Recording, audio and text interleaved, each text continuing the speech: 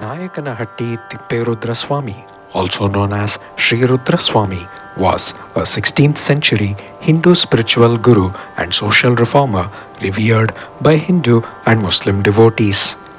Details of his early life are largely unknown, as several legends describe his origins before he arrived at Nayakanahatti village 35 kilometers from the Chitradurga district of Karnataka.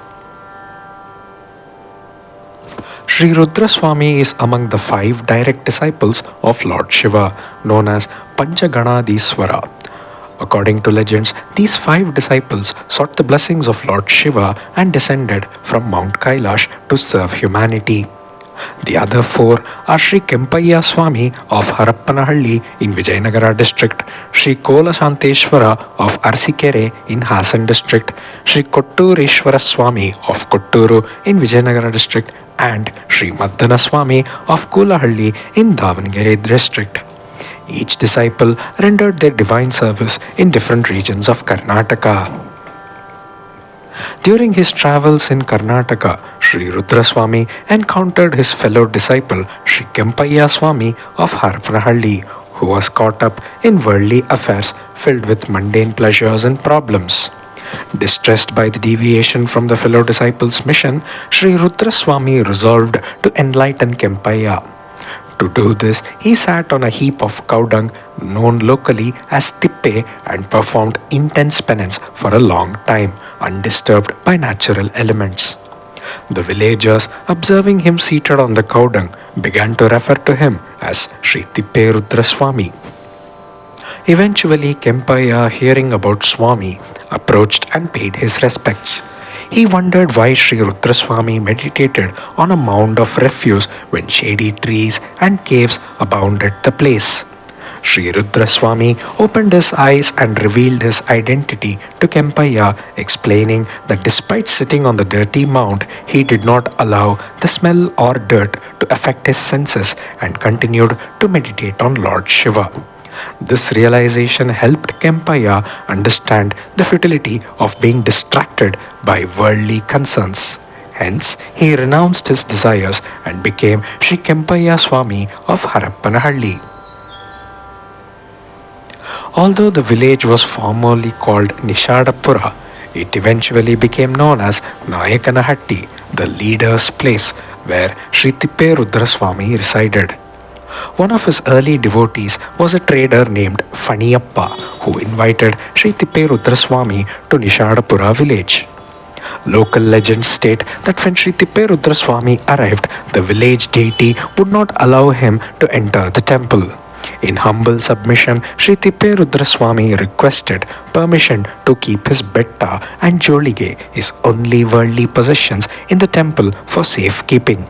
When the deity finally relented, Swami left his betta and jolige inside the temple and walked away. That night, the two objects expanded miraculously, so large that they forced the deity to leave the place. This temple later became the residence of Sri Tippe Rudraswamy, who installed a Shivalinga on its premises. Sri Tippe Rudraswamy performed countless miracles, including reviving a dead buffalo. One day, a widow who relied on her buffalo for milk became distraught when the animal died, plunging her family into grief and poverty. The widow considered ending her life and approached the village well when she saw Swami seated under a tree with devotees.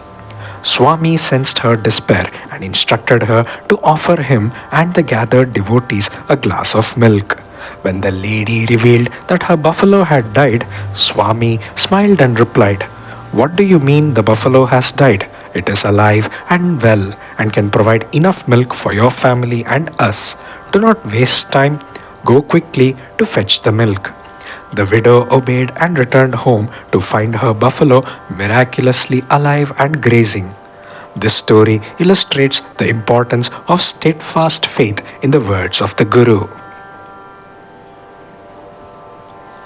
When a severe drought struck Nayakanahatti village, local farmers lamented their inability to harvest crops without water.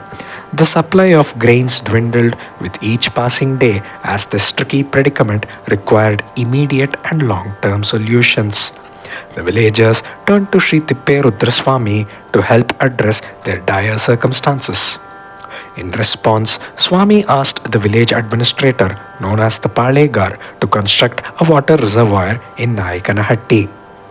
Since the tax collections for that year were low, Palegar explained his financial constraints. Swami assured him that he would initiate the reservoir construction and cover the wages of daily laborers. Thus, the work began in earnest. At the end of the first day, Swami instructed the workers to create small mounds of earth. He then touched each mound with his walking stick and told the workers to excavate them. To their astonishment, they discovered gold, silver, or copper coins commensurate to that day's labor. On one occasion, a woman who participated in the construction found she received 1.5 times her expected wages. When she reported this to Swami, he explained since she was pregnant, her unborn child had also contributed to her work. Therefore, it was only fair for the child to receive at least half the amount of her wages. This miraculous compensation for daily wage laborers continued until the reservoir was complete. The reservoir still functions today, providing water for drinking and irrigation in the village. According to the Hindu calendar, on Chitra Nakshatra Falguna Bahula, Sri Tipperudraswamy attained Samadhi. There are 3 temples in Nayakanahatti village dedicated to Swami. The Olamata or Darbar Mata is where Sri Tipperudraswamy established the Shivalinga and resided. The Horamata is where the mortal remains of Swami are enshrined, and the Ekanta Mata is where he lived in seclusion and performed penance. Devotees who pay their respects at his Samadhi shrine in Horamata offer coconuts into a sacred fire, believing that its charred ashes possess curative powers. Sri Tipperudraswamy was a Siddha Purusha who led by example and preached simple wisdom to the common folk.